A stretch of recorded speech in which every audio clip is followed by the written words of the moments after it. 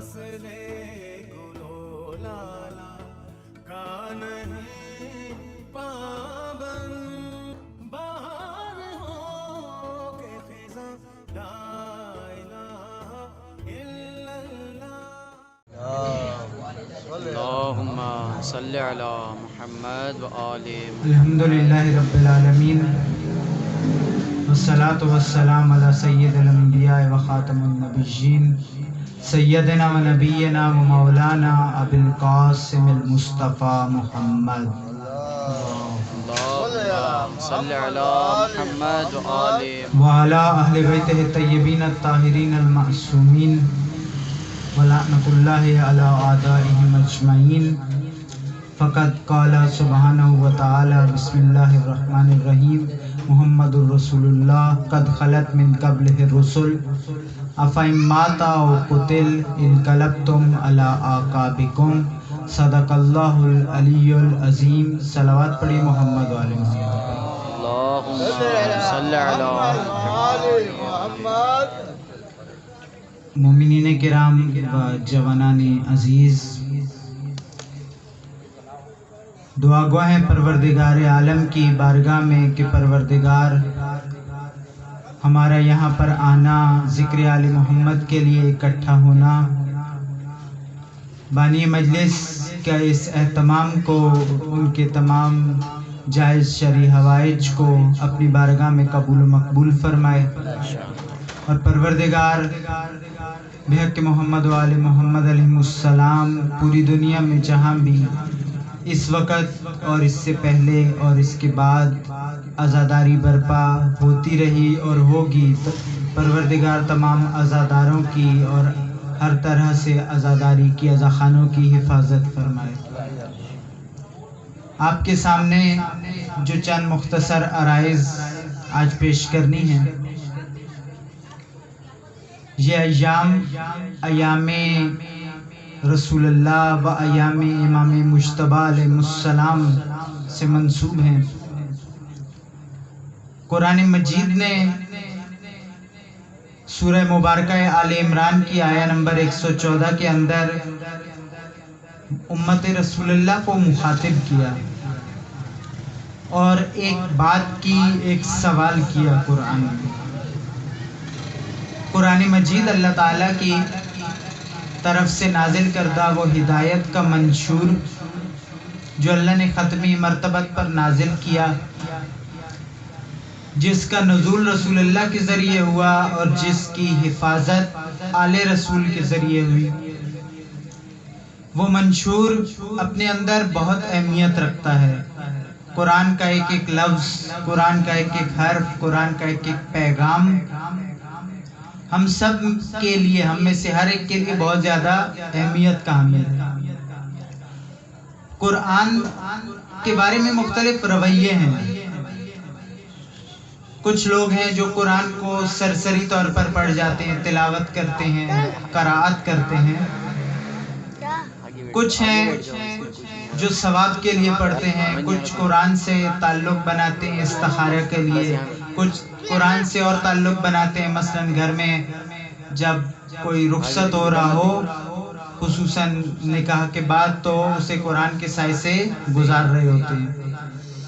اب اس طرح کے مختلف رویے ہیں قرآن کے بارے میں ہمارے، لیکن یہ دیکھیں کہ خود اہل بیت علیہ السلام کا جو وارثین قرآن اور ناطق قرآن ہے، ان کا قرآن کے بارے میں کیا رویہ ہے. اہل بیت علیہ السلام نے قرآن کو کتاب قرائت کے طور پر متعارف نہیں کیا، یعنی ایسی کتاب جس کو صرف پڑھا جائے، ریڈنگ کی جائے جس کی، بلکہ اہل بیت علیہ السلام نے قرآن کو کتاب ہدایت کے طور پر متعارف کرایا، منشور کے طور پر متعارف کرایا. منشور ایک اور لفظ ہم استعمال کرتے ہیں اپنے روزمرہ میں کانسٹیٹیوشن کے طور پر، اور قرآن منشور ہدایت ہے، منشور زندگی ہے. قرآن صرف موت کے بعد کے لیے نہیں ہے بلکہ موت سے پہلے کے لیے بھی ہے. اور جس طرح قرآن صامت موت کے بعد نہیں بلکہ موت سے پہلے کی ہماری زندگی سنوارنے آیا ہے، بالکل اسی طرح سے قرآن ناطق کے بارے میں بھی ہے کہ اہل بیت علیہ السلام صرف اس لیے نہیں ہے کہ ہمارے مرنے کے بعد ہمیں نجات دیں، بلکہ اہل بیت علیہ السلام کو اللہ نے اس لیے مبعوث فرمایا کہ ہم اپنی زندگیوں کو ان کی اصولوں کے مطابق، ان کی تعلیمات کے مطابق بسر کریں، تاکہ ہم وہ نجات یافتہ زندگی بسر کریں جس کے نتیجے میں موت کے بعد ہم نجات پا سکیں۔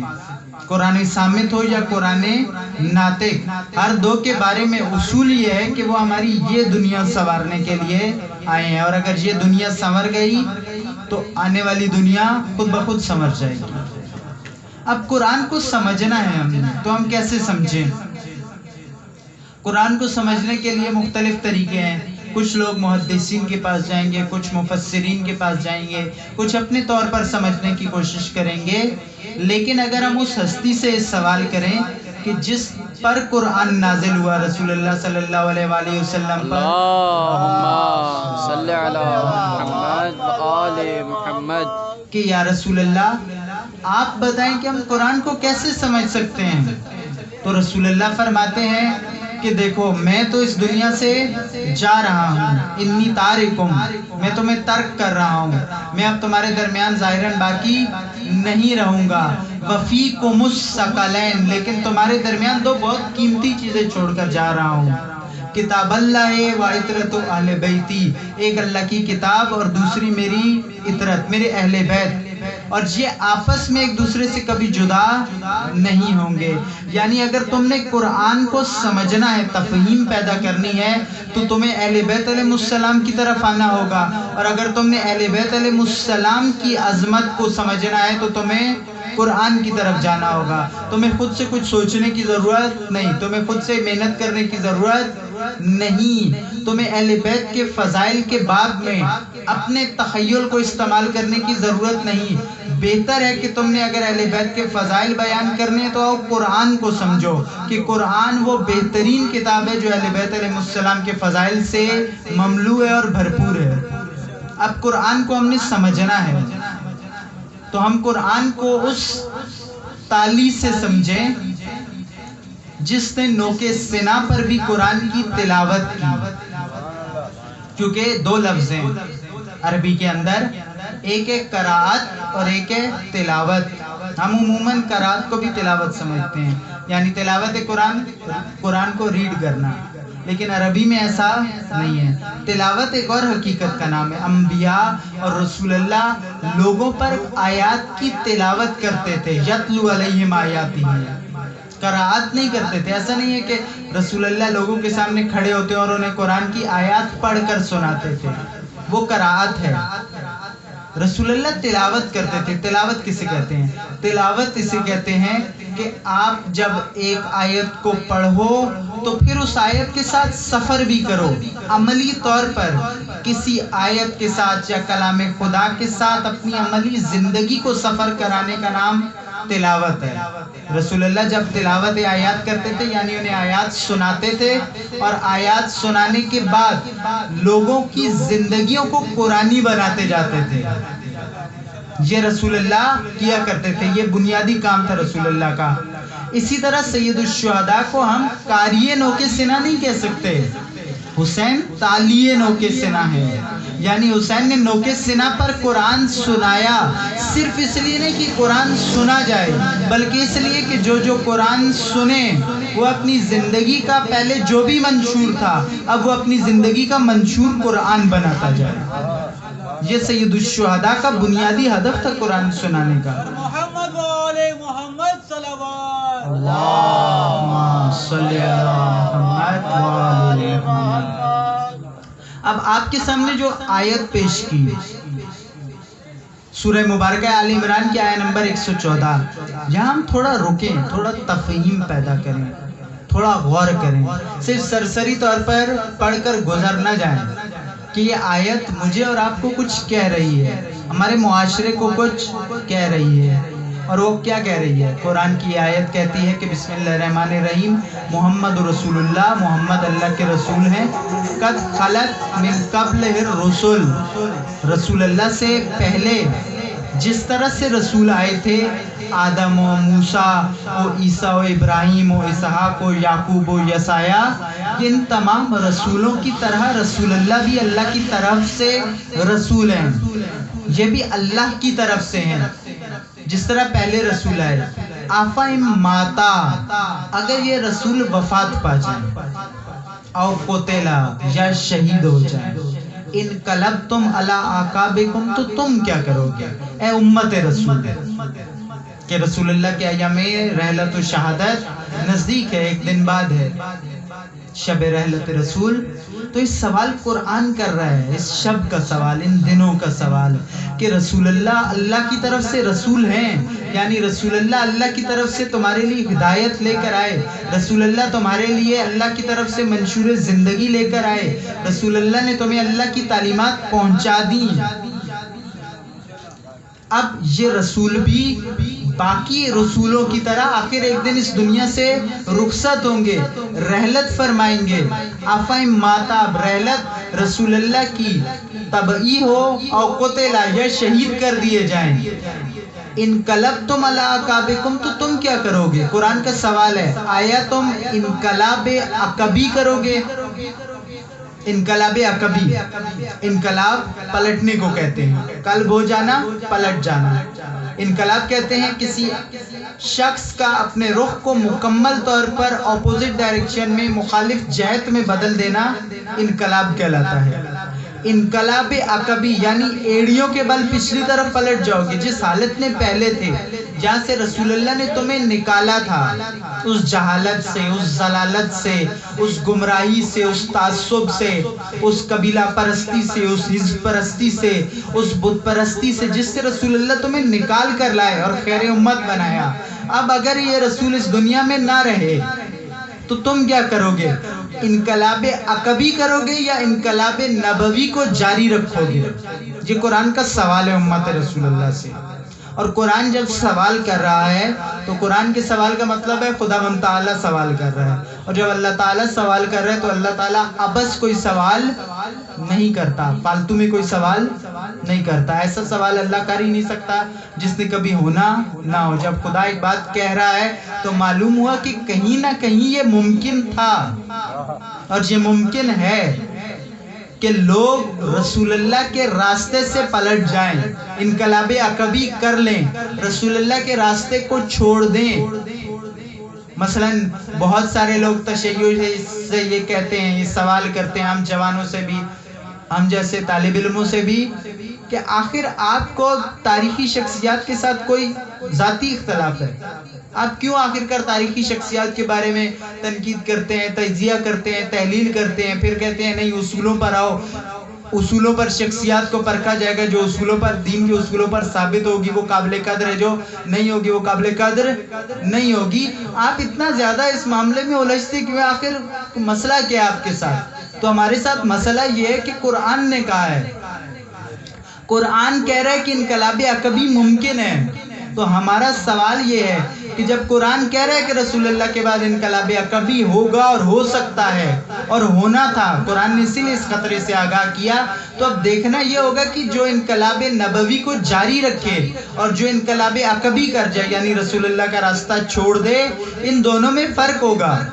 تو اب رسول اللہ کے بعد ضروری ہے کہ ہم اس بات کا تجزیہ کریں کہ جس نے رسول اللہ کے راستے کو جاری رکھا ہم ان کی اطاعت کریں اور ان کی اطاعت نہ کریں جنہوں نے رسول اللہ کے راستے کو چھوڑ دیا. یہ تشیع کا بنیادی عقیدہ اور منشور ہے. یہ بنیادی تعریف تشیع کی. ہم کہیں شیعہ کون ہوتا ہے؟ شیعہ وہ ہوتا ہے جو اس ہستی کی پیروی کرے جس نے قرآن کی اس آیت کے مطابق رسول اللہ کا راستہ جاری رکھا. اب یہ اس آیت پر اگر عمل کرنا جرم ہے تو بہرحال ہمارے لیے قابل افتخار ہے کہ قرآن پر عمل کرنا اگر جرم قرار پائے، ورنہ فریضہ تمام مسلمانوں کا ہے کہ اس آیت کو پر رکیں، اس آیت پر غور کریں کہ رسول اللہ کا راستہ جاری رکھنا ضروری ہے. اب یہاں ایک سوال اور پیدا ہوتا ہے. میں چند سوالوں کو بہرحال کوشش کریں گے کہ ہم حل کرنے کی کوشش کریں. یہاں آج سوال یہ ہے کہ رسول اللہ کا راستہ کون سا تھا؟ مثلا اگر ہم کہیں کہ رسول اللہ کے راستے سے مراد نماز پڑھنا، روزہ رکھنا، حج کرنا، زکوٰۃ دینا، قرآن کی قرات کرنا، اخلاق حسنہ کی تعلیم دینا، باقی چیزیں کرنا تھا، تو یہ کام تو ہو رہا تھا اور یہ کام آج بھی ہو رہا ہے. یہ کام کسی زمانے میں بھی معطل نہیں ہوا، سسپینڈ نہیں ہوا، یہ کام ہو رہا تھا. 11 ہجری میں رسول اللہ کی رحلت ہوئی، 11 ہجری سے لے کے آج 42-43 ہجری تک یہ کام ہو رہا ہے. تو پھر قرآن نے ذکر کیوں کیا کہ کچھ جگہ لوگ انقلاب عقبی کریں گے؟ آیا اس سے مراد یہ ہے کہ لوگ نمازیں پڑھنا چھوڑ دیں گے، روزے رکھنا چھوڑ دیں گے، عبادات چھوڑ دیں گے، دیگر قرآن کی قرأت چھوڑ دیں گے؟ نا عزیزان محترم، قرآن کی مراد یہ نہیں ہے. کیوں؟ کیونکہ قرآن نے جو لفظ استعمال کیا ہے انقلبتم علی اعقابکم، یعنی تم اپنی پچھلی حالت میں پلٹ جاؤ گے. یعنی ایک حالت وہ تھی جس پر تم پہلے تھے، اور ایک حالت وہ ہے جس پر رسول اللہ تمہیں لے کر آئے. اب وہ حالت کون سی ہے؟ رسول اللہ کا راستہ کون سا ہے؟ رسول اللہ جب اللہ تعالیٰ کی طرف سے مبعوث ہوئے تو رسول اللہ نے آ کر 2 کام کیے بنیادی طور پر. نمازوں کی تعلیم دی، روزے کی تعلیم دی، احکام کی تعلیم دی، لیکن بہت بعد میں دی. اس سے پہلے رسول اللہ نے 2 کام کیے، اور وہ کام کیے جو قرآن کے مطابق ہر نبی کو کرنے ہیں. یعنی تمام انبیاء علیہ السلام کی بعثت کا ہدف ہے وہ کام. اور وہ کیا کام ہے؟ قرآن میں اللہ تعالیٰ کا فرمانا ہے کہ ہم نے ہر امت میں رسول بھیجے، کس لیے؟ ان اعبدوا اللہ واجتنبوا الطاغوت. 2 کام کریں، ایک اللہ کی بندگی کی دعوت دیں، دوسرا اللہ کے علاوہ جتنے بھی صاحب قدرت ہیں، جن کے اختیار میں لوگوں کی زندگیاں ہیں، ان سب کی بندگی اور اختیار سے لوگوں کو نکال لیں، اور نکال کر اللہ کی بندگی اور اللہ کے اختیار میں لوگوں کی زندگیاں لے آئیں. طاغوت یعنی ہر وہ شخص، ہر وہ نظام، ہر وہ سسٹم، ہر وہ ادارہ جو لوگوں کو اللہ کے مقابلے میں اپنے تسلط کے اندر جمع کر رکھے، ان پر لوگوں پر اپنا تسلط جمع کر رکھے. اسے قرآن میں اور ائمہ کی روایات میں طاغوت کہا گیا، توئے کے ساتھ، توئے الف غین واو تے، طاغوت. انبیاء علیہ السلام کا ہدف یہ ہے کہ پہلے لوگوں کو طاغوت کی بندگی سے نکالیں، پھر اللہ کی بندگی کے اندر لے کر آئیں.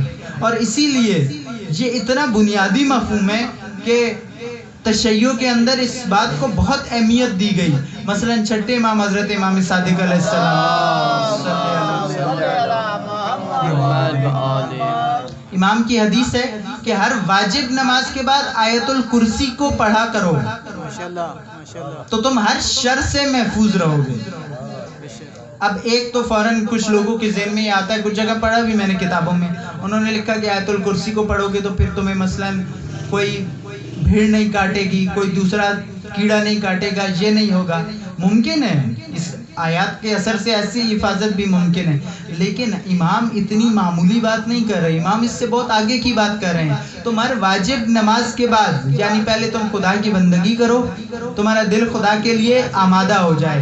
اب اس کے بعد جب نماز مکمل کر لو تو اب تم نے کرنا کیا؟ اب تم نے آیت الکرسی کو پڑھنا ہے. جب آیت الکرسی کو پڑھو گے تو دوسری آیت کے اندر تمہیں ملے گا کہ فَمَن يَكْفُرْ بِالطَّاغُوتِ وَيُؤْمِن بِاللَّهِ فَقَدِ اسْتَمْسَكَ بِالْعُرْوَةِ الْوُثْقَىٰ لَا انفصام لَهَا، کہ جو کوئی بھی طاغوت کا انکار کرے پھر وہ اللہ پر ایمان لائے تو وہ ایک مضبوط سہارے کو پکڑ لے گا، اور وہ مضبوط سہارا ٹوٹنے والا نہیں. یعنی طاغوت کا انکار اتنا اہم ہے. یہ انبیاء علیہ السلام کی بعثت کا بنیادی ہدف ہے. رسول اللہ نے یہی کام کیا. ہم جس سوال کو حل کرنے کی آج کوشش کریں گے وہ ذہن میں رکھیے گا کہ رسول اللہ کا راستہ کون سا ہے. رسول اللہ نے طاغوت کی بندگی سے لوگوں کو نکالا. اب طاغوت مختلف طرح کے ہیں، نظام بھی ہو سکتا ہے، شخصیت بھی ہو سکتی ہے، رسم و رواج بھی ہو سکتے ہیں، عبادت کا طریقہ کار بھی ہو سکتا ہے. جو کچھ بھی اللہ کی طرف سے نہیں ہے وہ سب کا سب طاغوت کہلائے گا. اب اللہ نے دین نازل کیا، رسول اللہ دین لے کر آئے، لیکن یہ دین لوگوں کے اندر نافذ نہیں ہو سک رہا. مکہ کی زندگی ہم دیکھیں، رسول اللہ نے 13 سال کوشش کی، لیکن مکہ کے لوگوں نے اسلام قبول نہیں کیا. اکثریت اسلام کی مخالف رہی، اسلام نافذ نہیں ہو پا رہا، اللہ کی بندگی کا نظام نافذ نہیں ہو پا رہا. اب رسول اللہ نے جو کام کیا وہ کیا کام کیا؟ رسول اللہ نے وہاں سے ہجرت کی، مدینہ ہجرت کی. اب رسول اللہ نے جب ہجرت کی تو آخر ہجرت کیوں کی؟ رسول اللہ نے اس لیے ہجرت نہیں کی کہ مکہ میں رسول اللہ کہہ رہے تھے کہ آپ اچھے ہو جاؤ، آپ برائیاں چھوڑ دو، آپ نماز پڑھنے لگ جاؤ، آپ روزہ رکھنے لگ جاؤ، اور کفار مکہ کو اس سے مسئلہ تھا. کفار مکہ کو اس سے کوئی مسئلہ نہیں تھا. تاریخ میں ہمارے پاس موجود ہے کہ انہوں نے رسول اللہ کو آفر بھی کی کہ ٹھیک ہے آپ اپنی عبادت کا طریقہ رکھیں, ہم اپنی عبادت کا طریقہ رکھتے ہیں. لیکن رسول اللہ نے انہیں یہ کہا کہ میں جو دین لے کر آیا ہوں وہ صرف اور صرف پرستش کا طریقہ نہیں سکھاتا بلکہ زندگی کا طریقہ بھی سکھاتا ہے. اور کفار مکہ جس قدرت کے نظام کے قائل تھے وہ قدرت کا نظام طاغوت تھا.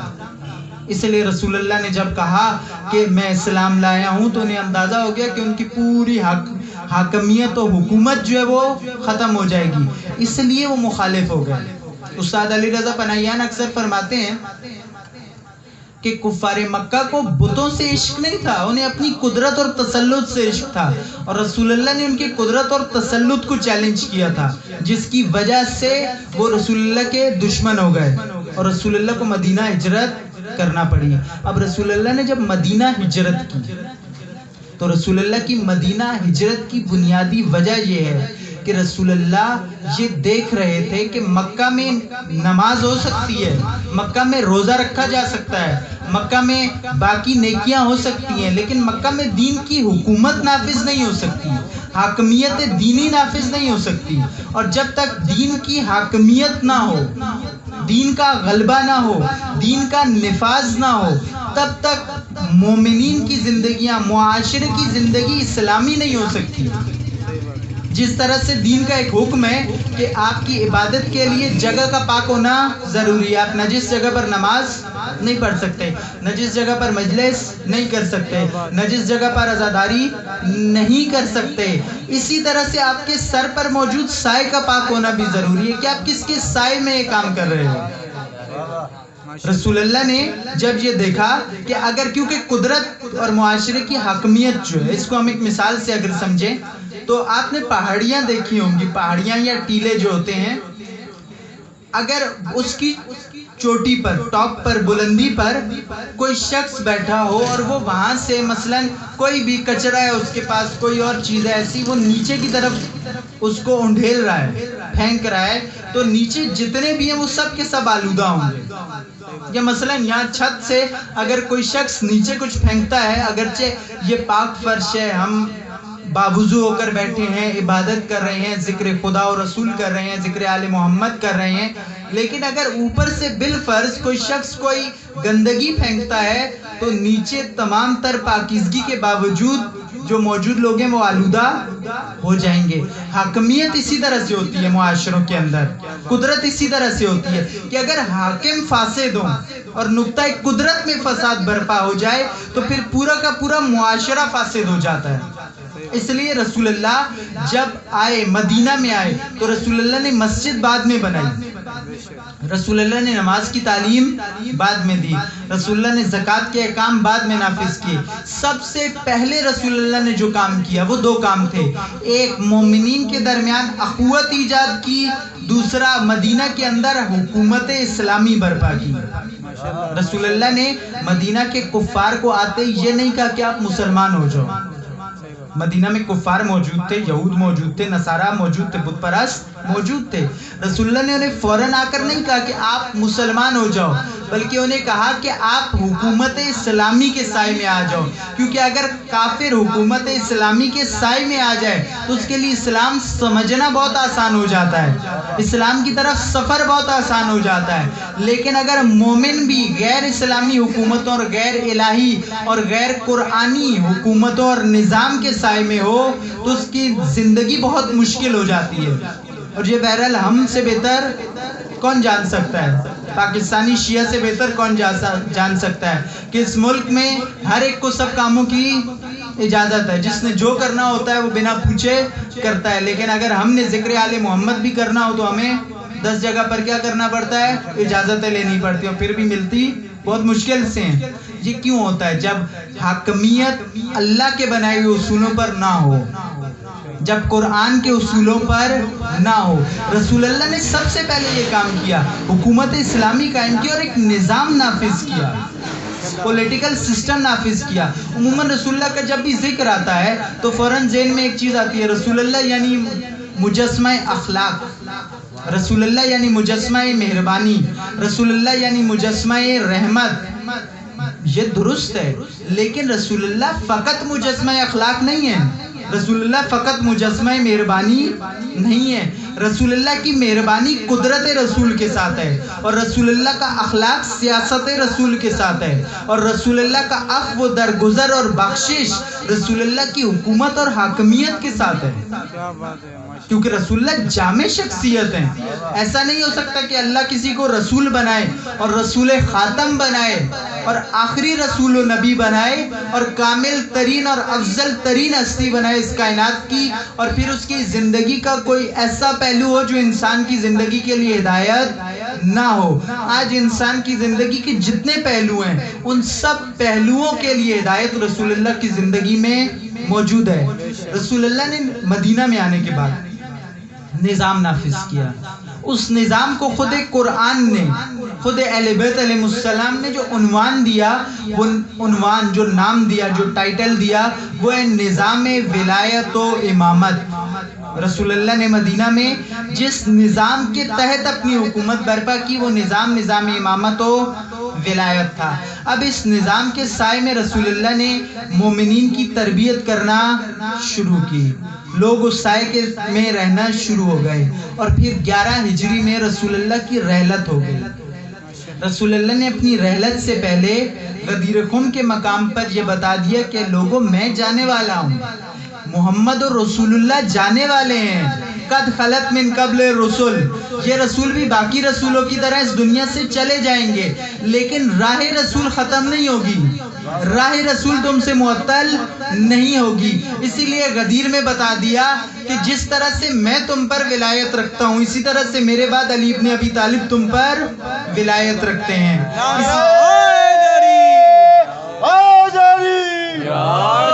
بر محمد و آل محمد صلوات۔ صلی علی محمد و آل ماشاءاللہ ماشاءاللہ۔ رسول اللہ نے اس راستے کو، اس نظام کو ادامہ دیا، تسلسل دیا غدیر کے اندر۔ اب جب رسول اللہ نے اس نظام کو تسلسل دیا، ساتھ قرآن یہ خطرہ بتا رہا ہے، تو اس کا مطلب تھا کہ قرآن جب یہ کہہ رہا ہے کہ انقلاب کبھی ممکن ہے، کچھ لوگ رسول اللہ کا راستہ چھوڑ دیں گے، یعنی رسول اللہ کے نظام کو چھوڑ دیں گے، یہ قرآن کا واضح طور پر فرمان ہے۔ تو جب یہ سوال آیا 11 ہجری میں مسلمانوں کے سامنے کہ اب کون سا راستہ جاری رکھنا ہے، تو یہاں پر ہمیں یہ دیکھنا ہوگا کہ کس نے اس راستے کو جاری رکھا۔ جس نے بھی نظام ولایت و امامت کو جاری رکھا وہ رسول اللہ کے راستے پر ہے، اور جس نے نظام ولایت و امامت کو ترک کر دیا وہ رسول اللہ کے راستے سے پھر چکا ہے۔ یہ قرآن کا سیدھا سا فارمولہ، اس میں جھگڑنے کی بھی کوئی بات نہیں ہے۔ اب یہاں جب یہ سوال آیا تو اب دوسری بات اس کے اندر یہ ہے کہ یہ راہ رسول یعنی نظام رسول یعنی نظام ولایت و امامت جو رسول اللہ نے نافذ کیا، کیوں نافذ کیا؟ ایک آپ کو میں نے وجہ بتائی کہ نقطہ قدرت پر اسلام کا ہونا ضروری ہے، کیونکہ اگر نقطہ قدرت فاسد ہوگا، حاکمیت فاسد ہو جائے گی، تو نیچے پورا کا پورا معاشرہ فاسد ہو جائے گا۔ اسی لیے ہمیں وہ حدیث نظر آتی ہے کہ الناس علی دین ملوکہم، لوگ اپنے حکام کے دین پر ہوتے ہیں۔ لوگوں کا زندگی کا طریقہ کار، دین ہمارے عموماً اردو کے اندر دین کہا جاتا ہے عبادت کے طریقہ کار کو، پرستش کے طریقہ کار کو۔ عربی میں دین پرستش کے طریقہ کار کو نہیں کہتے، زندگی کے طریقہ کار کو کہتے ہیں، لائف سٹائل کو کہتے ہیں، سسٹم آف لائف کو کہتے ہیں، یعنی میری اور آپ کی روزمرہ کی زندگی جس طرز پر گزر رہی ہے وہ ہمارا دین ہے۔ اسی لیے یہ حدیث موجود ہے کہ الناس علی دین ملوکہم، لوگ اپنے حکام کی طرز پر دیندار ہوتے ہیں۔ جس طرح حکام کا طرز زندگی ہوگا ویسا ہی ان کا ہوگا۔ اگر حاکمیت فاسد ہوگی تو لوگوں کی زندگیاں کبھی بھی فساد سے خالی نہیں ہو سکتی۔ آج ہم دیکھیں ہمارے معاشرے کے اندر ہم جیسی زندگیاں گزار رہے ہیں، آیا یہ زندگیاں اسلام کے اصولوں کے مطابق ہیں؟ آیا یہ زندگیاں اہل بیت کے اصولوں کے مطابق ہیں؟ مثلا ہم تھوڑے چند ایک چیزوں کو اور کھولتے ہیں۔ ہمارا نظام تعلیم آیا قرآن و اہل بیت کے اصولوں کے مطابق ہے؟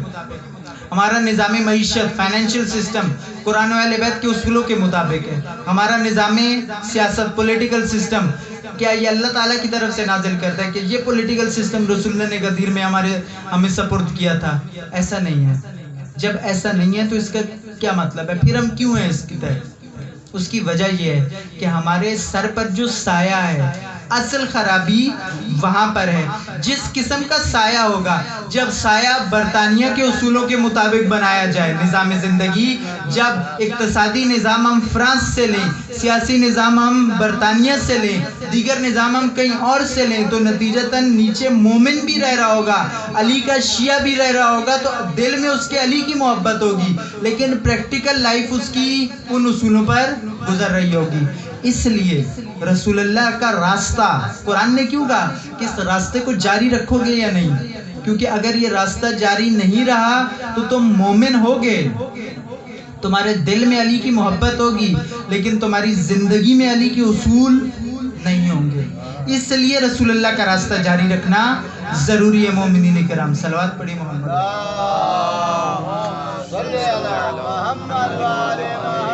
خوشنودی امام زمانہ برائے ظہور امام زمانہ بلند تر اب رسول اللہ نے جب اس نظام کو نافذ کیا، رسول اللہ کے نظام کے نفاذ کے نتیجے میں یہ امت خیر امت بن گئی، لیکن رسول اللہ کی رحلت کے فوراً بعد انحراف ایجاد ہونا شروع ہوا، اور تاریخ گواہ ہے اس پر۔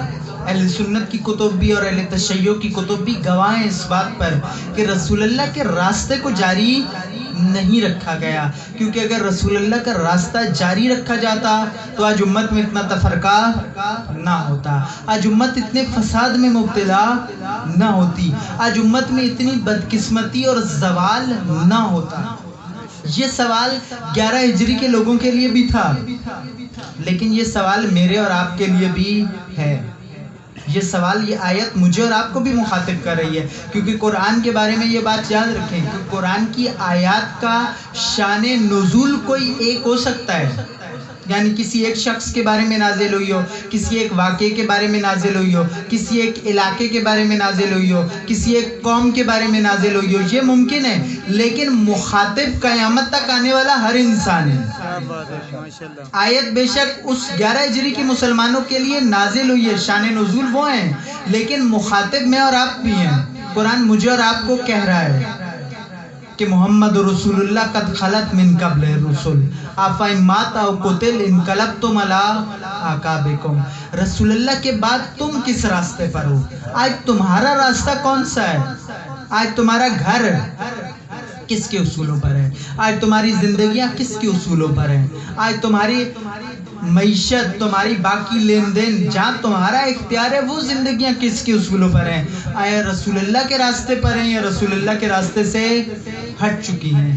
جہاں پر ہمیں رکنا ہے مومنین کرام، کیونکہ اگر یہ راستہ جاری رہے تو انسان فلاح پائے گا، اور اگر یہ راستہ جاری نہ رہے تو انسان تمام تر عظمت کے باوجود، تمام تر رفت کے باوجود، تمام تر سربلندی کے باوجود آخرکار زوال کا شکار ہو جاتا ہے۔ یہی وجہ تھی، اسی وجہ سے سید الشہداء امام حسین علیہ السلام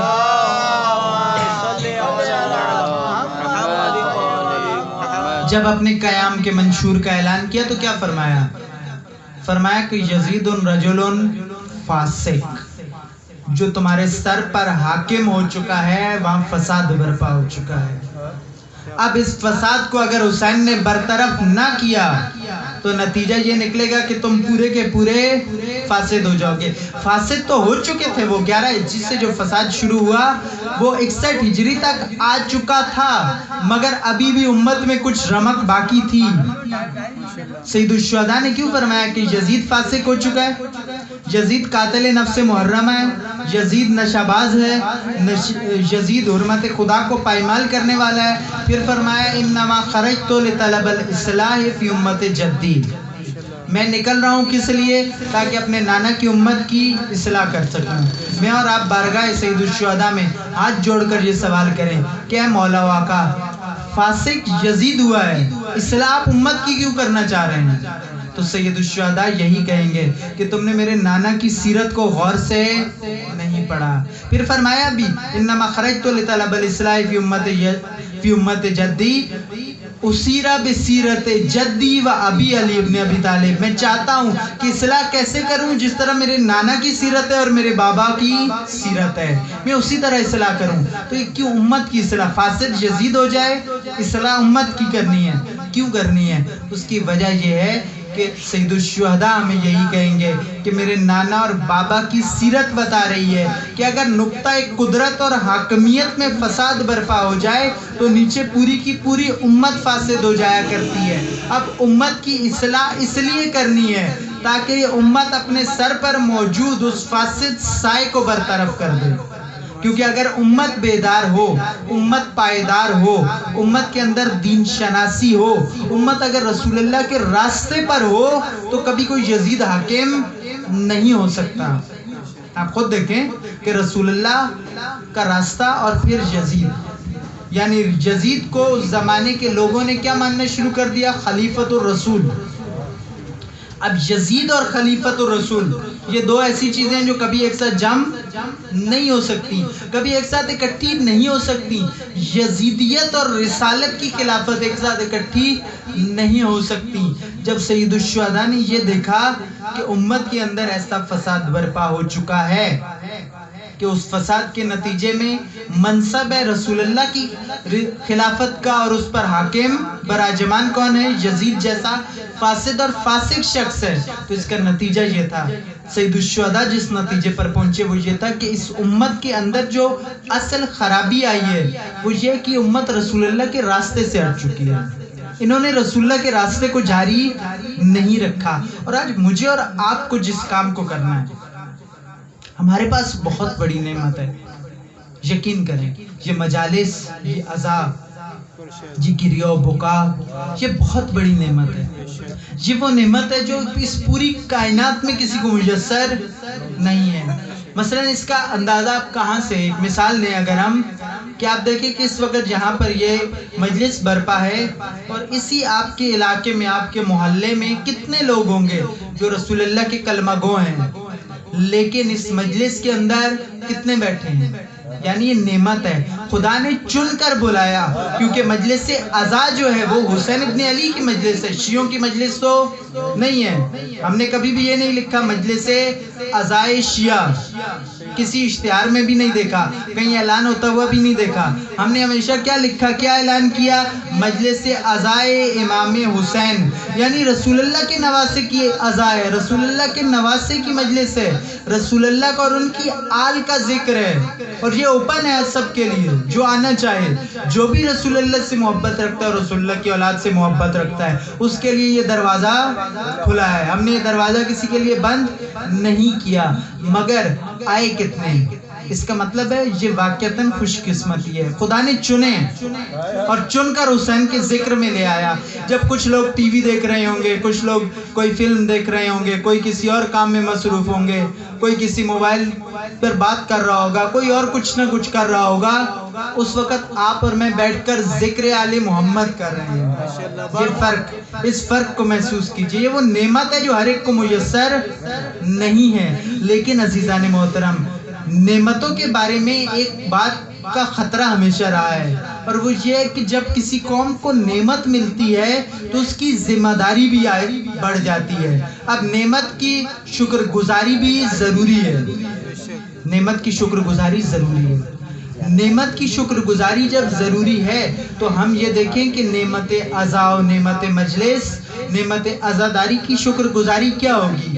نعمت عزاداری کی شکر گزاری یہ ہے کہ ہم اس راستے کو، عزا کے راستے کو سمجھیں کہ راستہ کون سا راستہ ہے۔ یہ راستہ وہ راستہ ہے جو تسلسل کربلا ہے۔ عزاداری کربلا سے ہٹ کر کچھ نہیں ہے۔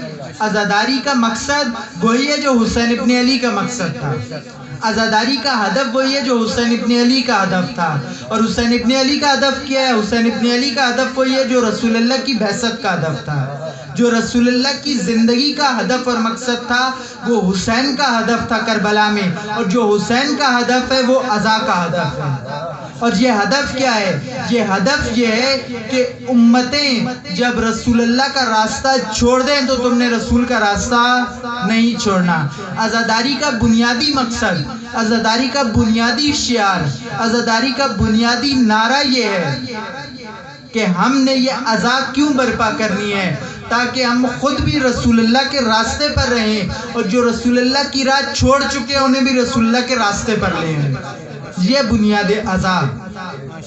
کیونکہ رسول اللہ کا راستہ اور حسین ابن علی کا راستہ جدا نہیں ہے، نہ ان راستوں میں جدائی ہے، نہ ان کی شخصیت میں جدائی ہے۔ اسی لیے تو رسول اللہ نے فرمایا تھا کہ حسین منی وانا من الحسین، حسین مجھ سے اور میں حسین سے ہوں، یعنی حسین و محمد میں جدائی نہیں ہے۔ مراتب کا فرق اپنی جگہ پر کہ ایک نانا ہے اور ایک نواسا ہے، ایک رسول ہے اور ایک امام ہے، لیکن کردار کے اندر کوئی فرق نہیں ہے۔ جو کردار اور شخصیت مصطفیٰ ہے وہی شخصیت نواسہ مصطفیٰ ہے، اور جو شخصیت نواسہ مصطفیٰ ہے وہی شخصیت مصطفیٰ ہے۔ اسی طرح سے جو راہ مصطفیٰ ہے وہی راہ حسین ابن علی ہے، اور جو راہ حسین ابن علی ہے وہی راہ رسول اللہ ہے۔ اور جہاں اب میرے اور آپ کی ذمہ داری بنتی ہے کہ جو راہ حسین ابن علی ہے وہی راہ عزا ہے۔ عزاداری لوگوں کو رسول اللہ کے راستے پر لے کر آنا، اور رسول اللہ کا راستہ امت کو امامت کے سائے میں لے کر آنا۔ رسول اللہ کا راستہ کیا ہے؟ امت کو الہی نظام کے سائے میں لے کر آنا، امت کو طاغوتی نظاموں سے نکالنا، امت کو شیطانی، فرعونی، نمرودی اور یزیدی نظاموں سے نکال کر رسول اللہ کے اور اللہ کے نازل کیے ہوئے نظام کے تحت لے کر آنا، ولایت و امامت کے نظام کے تحت لے کر آنا۔ ان کی زندگیوں کو یہ رسول کا راستہ ہے، اور یہی عزا کا راستہ ہے۔ عزا کا کام، عزادار کا فریضہ کیا بنتا ہے؟ عزادار کا فریضہ یہ بنتا ہے کہ عزادار کیا کرے؟ عزاداری کا مقصد کیا ہے؟ یعنی لوگوں کو رسول اللہ کے راستے پر لانا، یعنی لوگوں کو امامت کے سائے میں لے کر آنا۔ کیونکہ اگر امامت کا سایہ نہ ہو تو ہوتا کیا ہے؟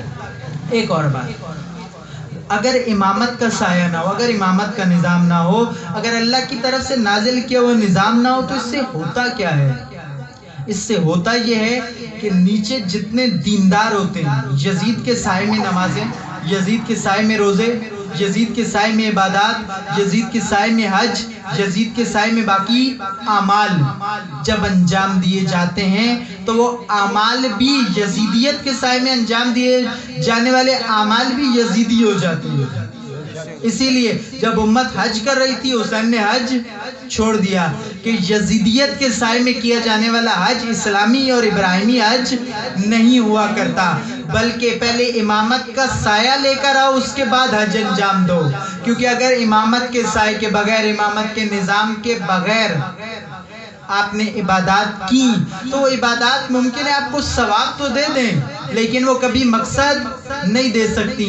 عبادت کیا کرنا چاہتی ہے؟ عبادت کس لیے ہوتی ہے؟ تاکہ میں اور آپ ویسے انسان بن جائیں جیسا خدا چاہتا ہے، جیسا قرآن چاہتا ہے، جیسا اہل بیت چاہتے ہیں۔ لیکن یہ کب ممکن ہوگا؟ یہ تب ممکن ہوگا جب ہمارے سروں پر سایہ بھی امامت کا ہو، ہمارے گھروں کا نظام امامت کے سائے میں ہو، امامت کے اصولوں پر ہو۔ کم از کم اگر ہم اپنی مملکت میں امامت کا سایہ نافذ نہیں کر سکتے تو اپنے گھروں کو امامت کے اصولوں پر لا سکتے ہیں، اپنی عملی زندگی کو امامت کے اصولوں پر لا سکتے ہیں، اپنے تعلقات کو امامت کے اصولوں پر لا سکتے ہیں، کیونکہ امامت کے سائے میں آنے کے بعد یہ تمام چیزیں ہمیں وہ بنا دیں گی جو اہل بیت علیہ السلام چاہتے ہیں۔ اسی لیے 8ویں امام حضرت امام علی رضا علیہ السلام،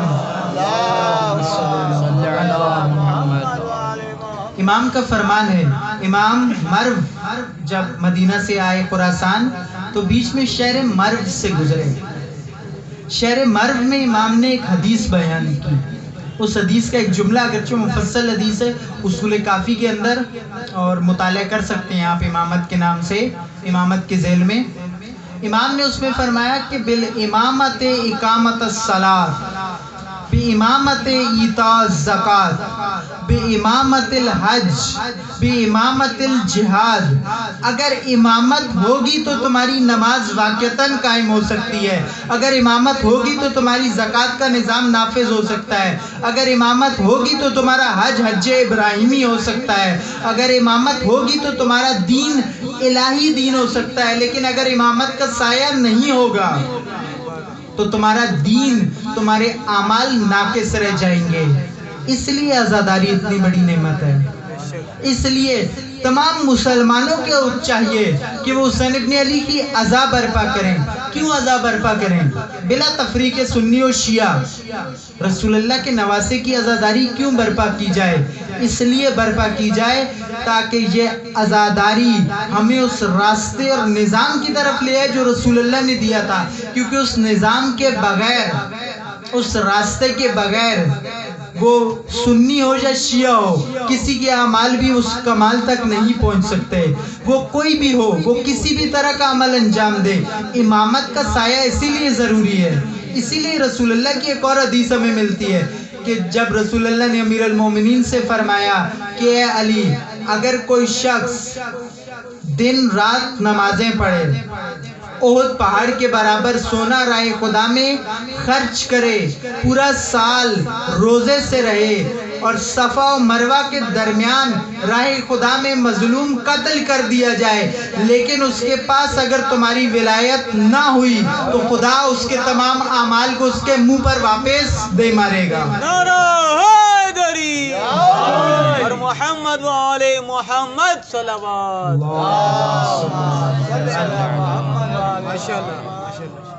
امامت و ولایت کا نظام اگر نہ ہو تو تمام کے تمام اعمال غلط ہو سکتے ہیں۔ اگر ولایت کی طرف حرکت نہ ہو، یہ عزاداری کیونکہ ایک تحریک ہے، ایک حرکت ہے مسلسل جو شروع کی ہے ثانیہ زہرا سلام اللہ علیہا نے، اور یہ تحریک کب تک جاری ہے؟ تب تک جاری ہے جب تک رسول اللہ کا وہ آخری فرزند نہیں آ جاتا جو پردہ غیبت میں موجود ہے۔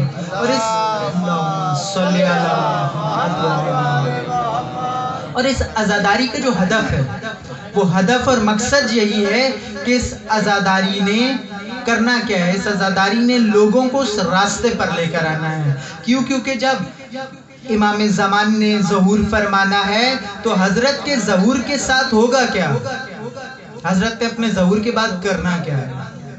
حضرت نے اپنے ظہور کے بعد پوری دنیا میں اسلام کی حاکمیت قائم کرنی ہے۔ یہ موجود ہے نا، یہ متفق علیہ بات ہے، سنی بھی مانتے ہیں، شیعہ بھی مانتے ہیں کہ جب حضرت ظہور کریں گے تو اس کے بعد کیا ہوگا؟ پوری دنیا پر اسلام کی حکومت قائم ہوگی، امامت کا نظام نافذ ہوگا۔ یعنی اس کا مطلب کیا ہوا کہ رسول اللہ نے جس راستے کو شروع کیا تھا اس راستے کو کربلا نے جاری رکھا۔ عزاداری اسی راستے کی طرف امت کو بلانے کا نام ہے، اور ظہور اسی راستے کے غلبے کا نام ہے۔ اور وہ راستہ جس کی طرف یہ تمام کا تمام دین مراجعت کر رہا ہے، اس راستے کا نام نظام ولایت و امامت ہے۔ اور کربلا یہی سکھاتی ہے، کربلا کا سب سے پہلا پیغام، کیونکہ اگر امت امامت کے سائے میں ہو، اگر ایک فرد بھی ہو تو وہ اپنے اندر وہ کمال ایجاد کر لیتا ہے کہ پورے معاشرے کو بدل سکتا ہے اگر کوئی امامت کے سائے میں ہو۔ اس کی مثال آپ کے سامنے عرض کریں۔ امامت کو قبول کرنا بطور نظام زندگی اور طاغوت کو انکار کرنا، کیونکہ دین کی بنیاد ہے۔ یہاں ایک اور مثال عرض کرتے ہیں پہلے، اور وہ یہ کہ دین کے بارے میں آپ نے دیکھا کہ دین کی بنیاد کس چیز پر ہے؟ کلمہ توحید پر۔ کلمہ توحید کے دو اجزاء ہیں، لا الہ ایک حصہ، الا اللہ دوسرا حصہ۔ یعنی پہلے تم نے اللہ کے علاوہ ہر ایک الہ کی، ہر ایک معبود کی، ہر ایک فرمانروا اور صاحب قدرت کی قدرت کا انکار کرنا ہے، اس کے بعد اللہ تعالیٰ کی معبودیت کا اقرار کرنا ہے۔ اور یہی بات وہ آیات بتا رہی ہیں جو پہلے آپ کے سامنے تلاوت کی کہ فَمَن يَكْفُرْ بِالطَّاغُوتِ وَيُؤْمِن بِاللَّهِ۔ پہلے تم نے ہر طاغوت کا انکار کرنا ہے، اس کے بعد اللہ کی الوہیت کا، اللہ کی بندگی کی طرف تم آ سکتے ہو۔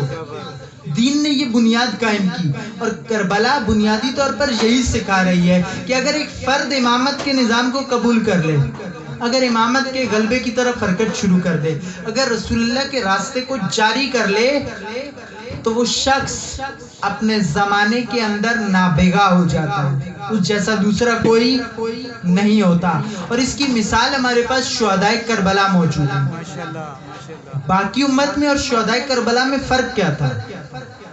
باقی بھی اسی معاشرے کے لوگ تھے، شہدائے کربلا بھی اسی معاشرے کے لوگ تھے، باقی بھی اسی طرح سے عبادت انجام دیتے تھے، شہدائے کربلا بھی اسی طرح سے عبادت انجام دیتے تھے۔ باقیوں نے بھی انہی ہتھیاروں سے جنگ کی، شہدائے کربلا نے بھی ویسی ہتھیاروں سے جنگ کی۔ تو فرق کیا ہے شہدائے کربلا کے اندر اور باقی پوری امت کے اندر؟ فرق یہ ہے کہ شہدائے کربلا نے اپنی زندگیوں کو امامت کے سائے میں لے آئے تھے اور باقی طاغوت زمان کے سائے میں تھے۔ باقیوں نے یزیدیت کا سایہ قبول کیا ہوا تھا اور ان 72 نے امامت کا سایہ قبول کر لیا تھا۔ نتیجہ یہ نکلا کہ یہ اتنے بافضیلت ہو گئے، اتنے بلند تر ہو گئے کہ خود شب عاشور سید الشہداء یہ فرماتے ہوئے نظر آتے ہیں کہ جیسے اصحاب مجھے ملے، ایسے اصحاب نہ میرے نانا رسول اللہ کو ملے، نہ میرے بابا علی کو ملے۔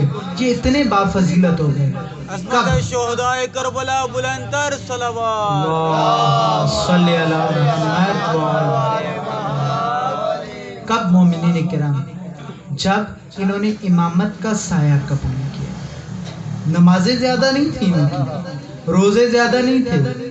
آپ وہب کلبی کو دیکھیں، آپ جناب حر کو دیکھیں، آپ دیگر اور بہت سارے شب عاشور تقریباً 23 افراد لشکر یزید سے امام کے لشکر میں شامل ہوئے ہیں۔ آپ ان 23 کو دیکھیں، وہ ایک رات پہلے تک یزیدی تھے، لیکن یہ اتنا اہم ہے امامت کے سائے کو قبول کر لینا کہ امامت کے سائے میں آنے کے بعد تمہارے چند لحظوں کا عمل پوری دنیا کے تمام زندگی کے عمل سے برتر ہو جاتا ہے۔ یہ بنیاد ہے۔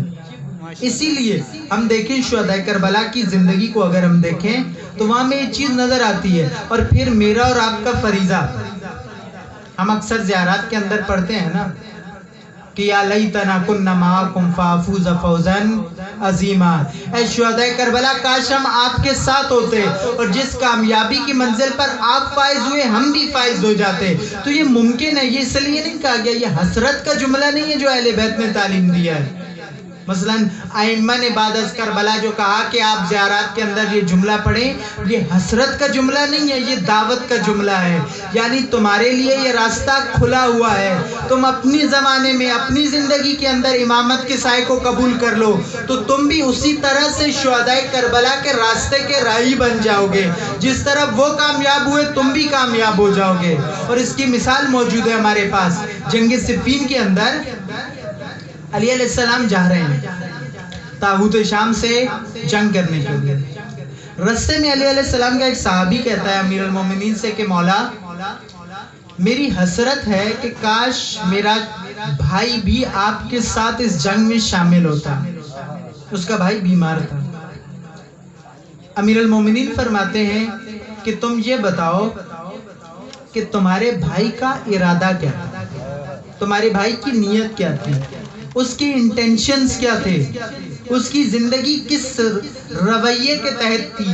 آیا وہ دل سے ارادتاً اور نیتاً ہمارے ساتھ تھا یا نہیں تھا؟ اگر وہ بیمار نہ ہوتا، اگر اسے عذر واقعی پیش نہ آتا تو کیا آج وہ ہمارے ساتھ ہوتا؟ تو وہ شخص کہتا ہے کہ اے مولا بالکل، وہ پورے دل سے آپ کے ساتھ تھا، وہ آپ کے راستے پر ہے، وہ آپ کی امامت کو قبول کرتا ہے، اس نے اپنی زندگی آپ کے راستے پر گزارنے کا عہد کر رکھا ہے۔ تو امیر المومنین نے فرمایا پھر اس سے فرق نہیں پڑتا کہ اگر وہ اپنے گھر میں بستر بیماری پر ہے تب بھی اصحاب صفین میں شامل ہے۔ حتیٰ امیر المومنین نے ایک اور جملہ فرمایا یہاں پر، فرمایا کہ صرف تمہارا بھائی ہی نہیں بلکہ وہ تمام لوگ جو ابھی ماؤں کے رحموں میں یا باپوں کی صلبوں میں ہیں، لیکن ان کا راستہ وہی ہوگا آنے والے زمانے میں جو آج علی کا راستہ ہے، تو وہ علی کے ساتھ صفین کے شہداء و مجاہدین میں شمار کیے جائیں گے۔ یہ وہ بنیاد ہے جو علی علیہ السلام دے کر جا رہے ہیں۔ آج اگر ہم یہ کہتے ہیں کہ ہم کاش کربلا والوں کے ساتھ ہوتے، کاش شہداء کربلا کے ساتھ ہوتے، تو آج ہمیں اس راستے پر آنے کی ضرورت ہے، آج ہمیں اس نظام کو قبول کرنے کی ضرورت ہے۔ اور اگر یہ نظام قبول کر لیا تو ہم اس آیت میں جو سوال کیا گیا اس میں کامیاب ہو جائیں گے۔ اس آیت نے جو امتحان امت کے سر پر رکھا ہے، اس امتحان میں ہم سرخرو ہو جائیں گے اور ہم مرنے کے بعد کہہ سکیں گے کہ اے پروردگار، تیرے رسول کے جانے کے بعد، تیرے ولی کی غیبت کے زمانے میں بھی جب ہمارے سامنے دوراہا آیا کہ ایک طرف امامت کے نظام کا راستہ تھا، دوسری طرف غیر الہی نظاموں کے راستے تھے، تو ہم نے امامت کے راستے کو چنا اور اس راستے کو ترک نہیں کیا۔ جب بہت بڑی بڑی شخصیات اس سوال میں فیل ہو جائیں گی، وہاں میں اور آپ کامیاب ہو سکتے ہیں عزیزان محترم۔ اور یہی وہ بنیاد ہے جو آپ کے سامنے عرض کیا کہ رسول اللہ نے اس راستے کو زندہ کیا، اس راستے کا احیاء کیا، بنیاد رکھی، اور پھر شہداء کربلا نے اپنی حد تک اس راستے کے تحت اپنی زندگیوں کو لے آئے۔ جب اپنی زندگیوں کو اس راستے کے تحت لے آئے تو یہاں پر شہداء کربلا کس مقام اور منزلت پر پہنچے؟ ان میں سے ایک ہستی جن سے آج کی مجلس منسوب بھی ہے، حضرت ابوالفضل العباس علیہ السلام۔ اللہم صلی علی محمد وآل محمد۔ حضرت کچھ خصوصیات صفات ہمارے معروف ہیں۔ حضرت عباس کا جلال، حضرت عباس کی ہیبت، حضرت عباس کی عظمت، حضرت عباس کی فضیلت ہمارے یہاں معروف و مشہور ہے مومنین۔ لیکن حضرت عباس کی ان صفات کے علاوہ کچھ اور صفات بھی ہیں، وہ صفات جو حضرت عباس کو ممتاز کرتی ہیں۔ یعنی حضرت عباس کو جو یہ فضیلت ملی، یہ فضیلت کن صفات کی بنیاد پر ملی؟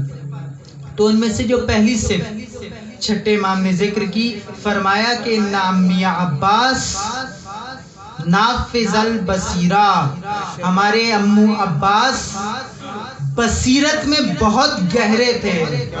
حضرت عباس یعنی بابصیرت ہستی۔ جب انسان امامت کے سائے میں آ جائے تو وہ بصیرت افروز ہو جاتا ہے، اس کے اندر بصیرت آ جاتی ہے۔ اور کتنی بصیرت آ جاتی ہے؟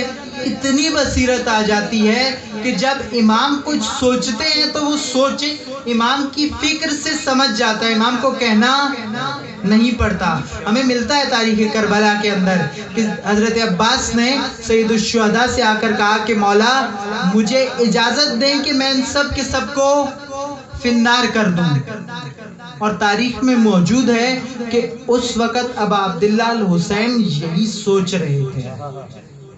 یعنی امام جو سوچ رہا ہو اس سوچ کو سمجھ لینا، اس کی فہم حاصل کر لینا کب ممکن ہے؟ جب انسان کے اندر بصیرت آ جائے۔ اور بصیرت کب آتی ہے؟ جب انسان امامت کے سائے میں آ جائے، جب انسان کے سامنے دو راہ ہو، ایک طرف امان ہو، بینک بیلنس ہو، عہدہ مل رہا ہو، لوگ آ کر امان نامے پیش کریں، دوسری طرف شہادت ہو، مظلومیت ہو، پیاس ہو، بھوک ہو، تکلیف ہو، دکھ ہو اور درد ہو، اور پھر بھی انسان اس مشکل راستے کو چن لے اس آسان راستے کی نسبت، اس کے لیے بصیرت چاہیے۔ اسی لیے چھٹے امام نے فرمایا کہ نامی عباس نافذ البصیرہ، ہمارے چچا عباس بصیرت میں بہت گہرے تھے کہ کربلا سے پہلے بھی جب بھی دوراہا آیا تو بہت سارے لوگ پیچھے رہ گئے،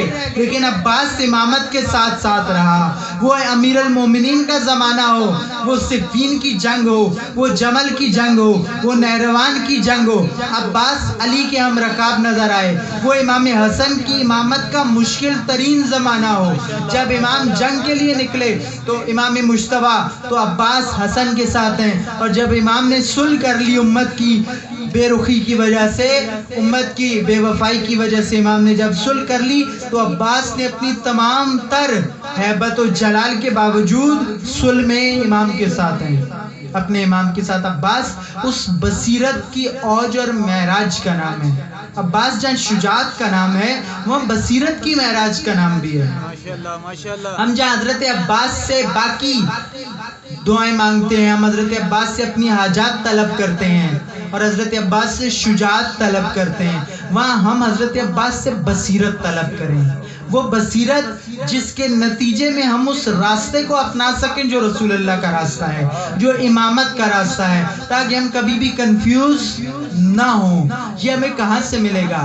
حضرت عباس کو بغیر وجہ کے باب الحوائج نہیں کہا جاتا, یہ بات یاد رکھیے گا. صرف مادی حوائج کے لیے حضرت عباس باب الحوائج نہیں ہے. بینک بیلنس, جاب, اولاد, رشتہ, گھر, اس کے لیے حضرت عباس صرف اس کے لیے باب الحوائج نہیں ہے. اگرچہ اس کے لیے بھی ہیں کہ اس در سے یہ بھی ملتا ہے, لیکن صرف اس لیے نہیں ہے, بلکہ حضرت عباس باب الحوائج دراصل اس لیے ہیں کہ امت کو اور مومنین کو اور عزاداروں کو امامت کی نصرت کے لیے جو کچھ بھی چاہیے ہے, جس صفت کی ضرورت ہے, جس صفات اور خصوصیات کی ضرورت ہے, وہ ساری کی ساری صفات اگر لینی ہے تو حضرت ابوالفضل عباس سے لے سکتے ہیں. عظمت مولا غازی عباس علمدار بلند تر صلوات.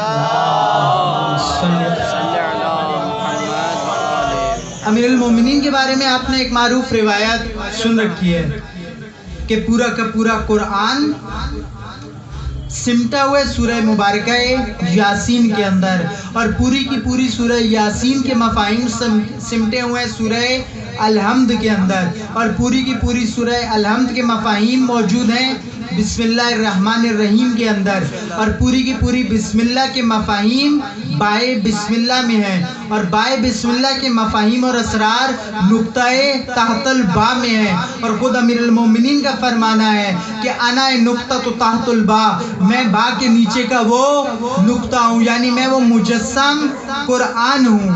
اسی طرح سے اگر ہم اس حدیث سے سیکھیں تو ہم ایک اور مطلب کی طرف آتے ہیں کہ امامت کی نصرت کے لیے تاریخ موجود ہے, 250 سالہ تاریخ ہمارے ائمہ کی. اس میں ہر امام کے بہت سارے انصار رہے, ان تمام انصار کی صفات اگر ہم دیکھیں تو وہ اوج بکمال نظر آتی ہیں. اپنی اوج پر کہاں؟ شہدائے کربلا اور انصار حسین ابن علی کے اندر. اور انصار حسین ابن علی میں جتنی بھی نصرت امامت کی صفات تھیں, وہ تمام کی تمام صفات اگر کسی شخصیت میں نظر آتی ہیں تو ابوالفضل العباس کی شخصیت ہے. یعنی جس طرح علی نقطہ تحت البا ہے, اسی طرح سے عباس نقطہ نصرت امامت ہے. کہ اگر کسی نے امامت کی نصرت کا راستہ لینا ہے, کسی نے امام کا ناصر بننا ہے, تو کہاں سے بنے گا؟ وہ ابوالفضل العباس کی سیرت سے بنے گا, حضرت ابوالفضل العباس سے بنے گا. اس لیے ضروری ہے کہ ہم متمسک ہوں, ہم حضرت ابوالفضل العباس سے متمسک ہوں. ابوالفضل العباس کون سی شخصیت ہے مومنین کرام؟ ابوالفضل العباس اس شخصیت کا نام ہے کہ جب راستہ روکنے والا ہو تائب ہو کر حسینی بننے کے لیے پلٹ کر آتا ہے تو عباس استقبال کے لیے جاتے ہیں.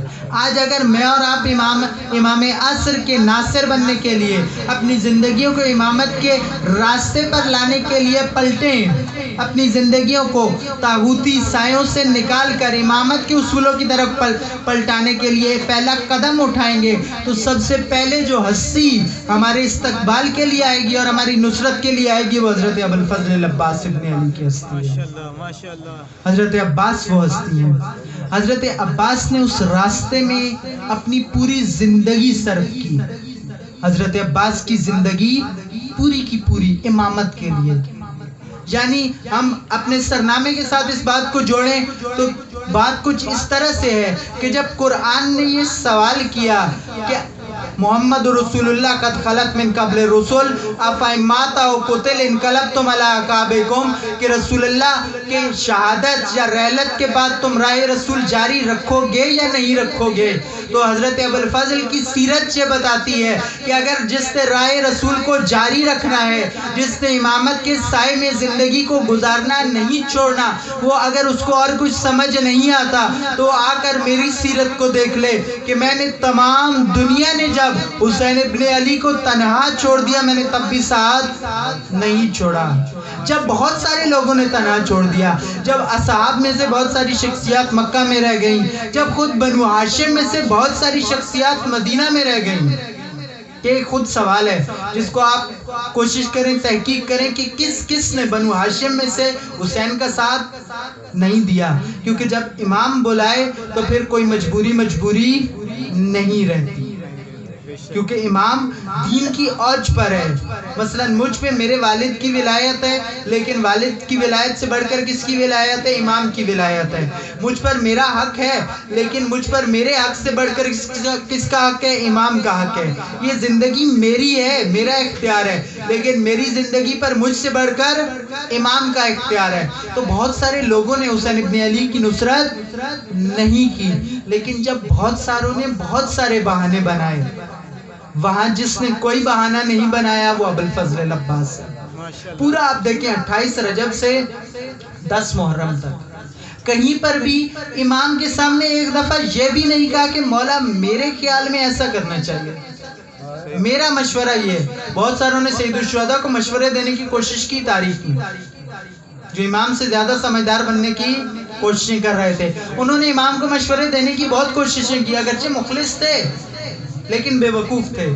لیکن ابوالفضل العباس بابصیرت ہے، اس لیے امامت کے سامنے اپنی زبان نہیں کھولی جاتی، رسول اللہ کے سامنے اپنی زبان نہیں کھولی جاتی۔ جب رسول اللہ یا امام ایک راستے کی طرف چل پڑے تو پھر ایسا نہیں کیا جاتا کہ بہانے بنائے جائے، بلکہ اس راستے پر ساتھ ساتھ چلا جاتا ہے۔ اور آج میرا اور آپ کا بنیادی ترین کام یہ ہے کہ ہم اپنی زندگیوں کو، اپنی روزمرہ کی زندگی، اپنے گھریلو معاملات، اپنے تعلقات، اپنی گفتگو، اپنا انداز تفکر، اپنے تعلقات، اپنا لین دین، ہم اس کے لیے پہلا کام تو یہ کریں کہ پڑھیں کہ اس تمام اصولوں کے معاملات کے بارے میں اہل بیت نے کہا کیا ہے، رسول اللہ نے کہا کیا ہے، قرآن نے کہا کیا ہے۔ اور پھر پڑھنے کے بعد، سمجھنے کے بعد ہم ان اصولوں کو اپنی زندگیوں میں لے کر آئیں گے۔ جب ہم ان اصولوں کو اپنی زندگیوں میں لے کر آئیں گے تو یقین کریں مومنین کرام، اس وقت ہماری زندگیوں میں وہ تبدیلی، وہ تحول، وہ انقلاب ایجاد ہوگا کہ جس کے بعد ہم واقعتاً اس معاشرے کے لیے نجات دہندہ بن سکتے ہیں۔ کیونکہ عزادار کون ہوتا ہے؟ ایک اور تشبیہ استعمال کریں، امیر المومنین علیہ السلام مشکل کشا ہیں، اہل بیت علیہ السلام مشکل کشا ہیں، حضرت ابوالفضل العباس مشکل کشا ہیں۔ جب میں نے اور آپ نے ان سے اپنی مشکل حل کروا لی، جب ہمارا تعلق کس سے ہے؟ مشکل کشا سے۔ میرا اور آپ کا تعلق ایک مشکل کشا سے نہیں، اس گھرانے سے جس میں ہر ایک مشکل کشا ہے۔ جب میرا اور آپ کا تعلق ان سے ہے تو پھر ایسا ہونا چاہیے کہ میں اور آپ جس معاشرے میں رہ رہے ہوں وہاں کے لیے ہم اور آپ مشکل کشا بنیں، کیونکہ اہل بیت علیہ السلام نے ہماری مشکلات حل کرنے کے لیے جو تعلیمات دی ہیں، اگر ہم نے ان مشکل کشا تعلیمات اور ہدایات کو سیکھ لیا تو ہم اپنے معاشرے کو وہ مشکل کشا تعلیمات دے کر اپنے معاشرے کو نجات کی طرف لے کر جا سکتے ہیں۔ اور اسی چیز کا نام عزاداری ہے۔ جب امت یزیدیت کی مشکل میں گرفتار ہو جائیں تو ان کو راہ حسین ابن علی پر لا کر ان کی اس مشکل کو دور کرنے کا نام عزاداری ہے۔ عزادار یعنی یزیدیت کے مقابلے میں امت کو یزیدیت کی مشکل سے نکالنے والا مشکل کشا، عزادار اسے کہتے ہیں۔ عزادار کنفیوز نہیں ہوتا، عزادار سطحی بھی نہیں ہوتا کہ جس نے یہ کہا اس کی بھی مان لی، جس نے وہ کہا اس کی بھی مان لی۔ عزادار کون ہوتا ہے؟ عزادار یعنی پیرو عباس ابن علی۔ اور عباس کون ہے؟ خود چھٹے امام فرماتے ہیں ان امی عباس نافذ البصیرہ، ہمارے چچا عباس بابصیرت ہیں، اس لیے عزادار یعنی بابصیرت۔ عزادار دھوکہ نہیں کھا سکتا. اور دھوکہ کب نہیں کھائے گا؟ جب خود اہل بیت علیہ السلام کی تعلیمات سے آشنا ہوگا. یہ بنیاد ہے. آج اس مناسبت کی بھی جو آپ نے رکھی حضرت ابوالفضل العباس سے منسوب یہ مجلس، اور ان دنوں کی بھی جو رسول اللہ سے منسوب ہے، کہ ہماری زندگیاں امامت کے سائے میں آ جائیں. کیونکہ کربلا، عزاداری، انتظار، یہ تمام کے تمام مفاہیم جس محور کے گرد گھوم رہے ہیں وہ محور امامت کا نظام ہے. کیونکہ اگر ہم اہل بیت علیہ السلام کا ذکر کریں، اگر ہم قرآن کی قرات کریں، اگر ہم فضائل اہل بیت پڑھیں، اگر ہم مصائب اہل بیت پہ گریہ کریں، لیکن میری اور آپ کی زندگیوں میں اس ذکر کا، ان تعلیمات کا، ان فضائل کا اثر نظر نہ آئے تو پھر حق ادا نہیں ہوتا. کیونکہ آپ یہ بات دیکھیں کہ اہل بیت علیہ السلام کو اللہ تعالیٰ نے جتنی بھی صفات دی ہیں، جتنے بھی فضائل دیے ہیں، وہ کیوں دیے ہیں؟ اس لیے دیے ہیں تاکہ ان کے ماننے والا ان فضائل کو اپنائے. اہل بیت کو علم دیا تاکہ میں اور آپ جاہل نہ رہیں. اہل بیت کو شجاعت دی تاکہ میں اور آپ بزدل نہ رہیں. اہل بیت کو بصیرت دی تاکہ میں اور آپ بے وقوفانہ زندگی نہ گزاریں. اہل بیت علیہ السلام کو اللہ تعالیٰ نے امامت دی تاکہ ہم طاغوت کے سائے میں نہ جائیں، تاکہ ہم یزیدیت کے سایوں کو قبول نہ کریں.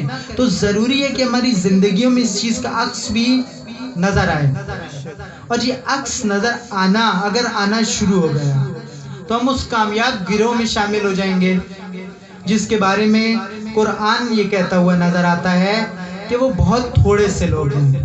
قرآن نے سورہ مبارکہ مائدہ میں یہ ذکر کیا اس مطلب کو کہ یا ایھا الذین آمنوا من یرتد منکم عن دینہ، اے لوگوں جو ایمان لائے ہو، اگر تم نے اللہ کے دین کو چھوڑ دیا، پھر گئے، مرتد ہو گئے، یعنی مومن مرتد ہو جائے اگر، یعنی اس راستے کو چھوڑ دے. اور یہ راستے کو چھوڑے گا یا نہیں تو سورہ مبارکہ آل عمران کی آیت آپ کے سامنے پڑھی کہ خطرہ موجود ہے، یہ چھوڑ سکتے ہیں، یعنی کچھ نے مرتد ہونا ہے. اور یہ ہر زمانے کے لیے آیا. بہرحال آپ سمجھدار ہیں، ان اشاروں کو سمجھتے ہیں. قرآن کہتا ہے کہ یا ایھا الذین آمنوا من یرتد منکم عن دینہ، اے وہ لوگوں جو ایمان لائے ہو، اگر تم میں سے کچھ مرتد ہو گئے، تم نے راہ رسول کو چھوڑ دیا، امامت و ولایت کو چھوڑ دیا، تو ہوگا کیا؟ فسوف یاتی اللہ بقوم، تو خدا ایک اور قوم لے کر آئے گا، یحبہم و یحبونہ، جو اللہ کے عاشق ہوں گے اور اللہ ان کا عاشق ہوگا. ولا یخافون لومۃ اللائم، وہ اللہ کے علاوہ کسی اور کی بات کی پرواہ نہیں کریں گے. دنیا انہیں برا بھلا کہے گی لیکن وہ دنیا کے برا بھلا کہنے کی پرواہ نہیں کریں گے. اور شیعہ وہی قوم ہے، کیونکہ احادیث کے اندر موجود ہے کہ اس آیت کا پہلا مصداق کیا ہے؟ اس آیت کا پہلا مصداق خود امیر المومنین ہیں. اور وہ لوگ ہیں کہ جب رسول اللہ کے بعد اکثر لوگوں نے راہ رسول کو ترک کر دیا، تو جس قلیل طبقے نے اس راستے کو ترک نہیں کیا وہ اس آیت کا مصداق ہے. کون سا مصداق؟ کہ جب پوری امت راہ رسول کو چھوڑ دے تو اس وقت یہ راہ رسول پر آ جاتی ہیں. اگرچہ انہیں مشکلات آتی ہیں، اگرچہ انہیں پریشانیاں آتی ہیں، اور آج بھی ہمارے پاس یہ پریشانیاں موجود ہیں. ہمیں یہ بات بہت اچھی طرح سے معلوم ہے. اور اگر نہ آئے امت، صرف آخری بات مومنین کرام، اگر امت امامت کے راستے پر نہ آئے، اگر امت رسول کے بعد رسول کے راستے پر نہ آئے، اگر امت امامت کے امام کی غیبت میں امامت کے راستے کو چھوڑ دے، تو اس کا نتیجہ کیا نکلتا ہے؟ اس کا نتیجہ بہت دردناک نکلتا ہے. تاریخ میں ہمیں مقتل کی کتابوں کے اندر یہ ملتا ہے کہ جب رسول اللہ کی رحلت کا وقت قریب آیا، اس وقت 28 صفر 11 ہجری، رسول اللہ سیدہ کے گھر پر موجود ہیں اور دق الباب ہوا. بی بی نے آنے والے کو کہا کہ آنے والے، میرے بابا بیمار ہیں، اس لیے تو بعد میں آنا. کچھ دیر بعد دوبارہ دق الباب ہوا، بی بی نے پھر واپس بھیج دیا. کیفیت یہ ہے کہ رسول اللہ کا سر سیدہ کی گود میں ہے زادارو۔ تیسری مرتبہ جب دوبارہ دق الباب ہوا نا تو بی بی نے کی آنکھوں سے آنسو جاری ہوئے اور وہ آنسو رسول اللہ کے چہرے پر پڑے۔ رسول اللہ کی آنکھ کھل گئی۔ رسول اللہ کہنے لگے اے میری لخت جگر رونے کا سبب کیا ہے؟ تو بی بی کہنے لگی کہ بابا کوئی سائل ہے جو آپ سے ملنا چاہتا ہے، میں اسے بار بار کہتی ہوں میرے بابا بیمار ہیں ابھی مت آؤ بعد میں آنا، لیکن وہ بار بار آ رہا ہے۔ تو رسول اللہ کہنے لگے اے میری بیٹی فاطمہ اس آنے والے کو آنے دو، یہ وہ ہے جو کسی کے دروازے پہ دستک نہیں دیتا، لیکن فاطمہ یہ تیرے دروازے کی عظمت ہے کہ یہ ملک الموت یہاں پر ابھی بھی دستک دینے کے لیے آیا اور تیری اجازت کے بغیر نہیں آ رہا۔ عزادارو اس غربت کے عالم میں رسول اللہ اپنی بیٹی سے جدا ہوئے۔ آپ نے ایک روایت سن رکھی ہے کہ بی بی سے جب پوچھا گیا کہ بی بی آپ کو اس دنیا سے کیا پسند ہے تو بی بی نے 3 چیزیں بتائیں۔ ایک تھا قرآن کی تلاوت کرنا، ایک تھا راہ خدا میں خرچ کرنا، اور تیسرا تھا رسول اللہ کے چہرے کی زیارت کرنا۔ جس فاطمہ کو اس دنیا میں پسند ہی رسول کے چہرے کی زیارت کرنا ہو، اس فاطمہ کے سامنے آخر رسول اللہ کی آنکھیں بند ہو گئیں، رسول اللہ کی رحلت ہوئی عزادارو، اور وہ عجیب معاجرہ پیش آیا۔ امت نے رسول اللہ کے راستے کو چھوڑا، اور کس طرح سے رسول اللہ کے راستے کو چھوڑا عزادارو کہ جب رسول اللہ کا جنازہ اٹھا تو کتنے لوگ موجود تھے؟ 11 لوگ موجود تھے عزادارو، صرف 11 لوگ، اور بعد میں کہا گیا کہ ہمیں رسول کے جنازے میں اہل بیت نے بلایا نہیں۔ اگلا جنازہ اہل بیت کے گھر سے کون سا اٹھا عزادارو؟ اگلا جنازہ اہل بیت کے گھر سے خود سیدہ کا اٹھا۔ جب سیدہ کا جنازہ اٹھا تو 4 لوگ موجود تھے۔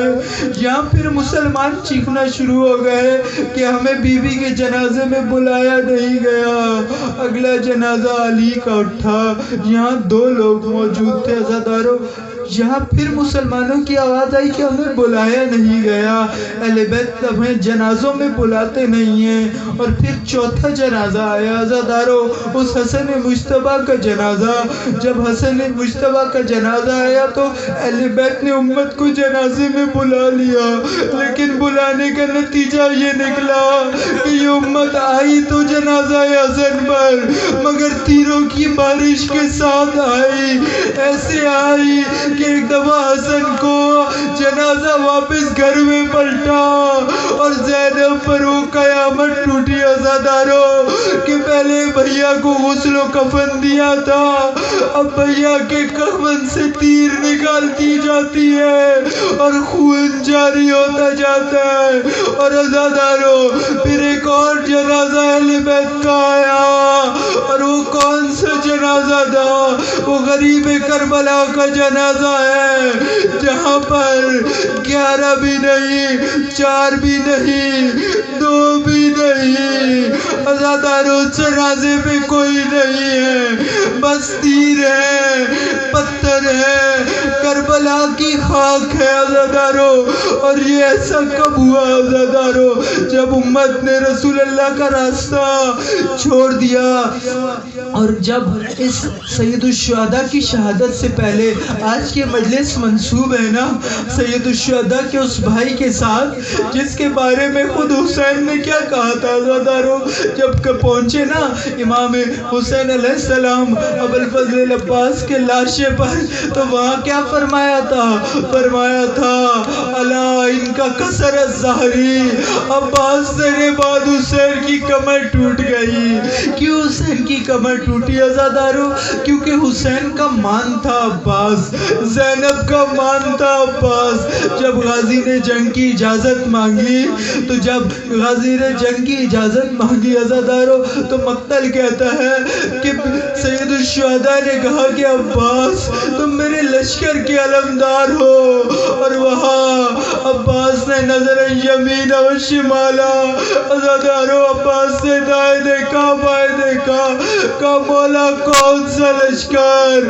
نہ علی اکبر رہے، نہ قاسم رہے، نہ حبیب مسلم یہاں سے جا رہے. عزادارو حسین نے کہا عباس پہلے پانی لے آؤ, پہلے پانی کی سبیل کر لو. اور عزادارو عباس نے مشک اٹھائی, صرف آخری جملہ عزادارو عباس نے مشک لی اور علم لیا. یہ لے کر نہر کی طرف چلے.